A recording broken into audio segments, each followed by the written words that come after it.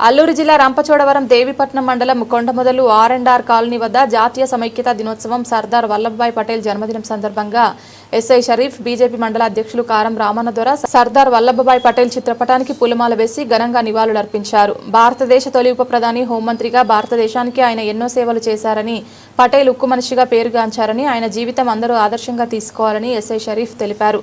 కారం రామన్న ద్వారా మాట్లాడుతూ దేశాన్ని ఏకగండంగా తీర్చిదిద్దిన మహోన్నత వ్యక్తి అని, ఆయన చేసిన సేవలను కొనియాడారు. అనంతరం స్థానిక యువకులు, గ్రామస్తులతో కలిసి ట్రీ కేర్ నిర్వహించడం జరిగింది.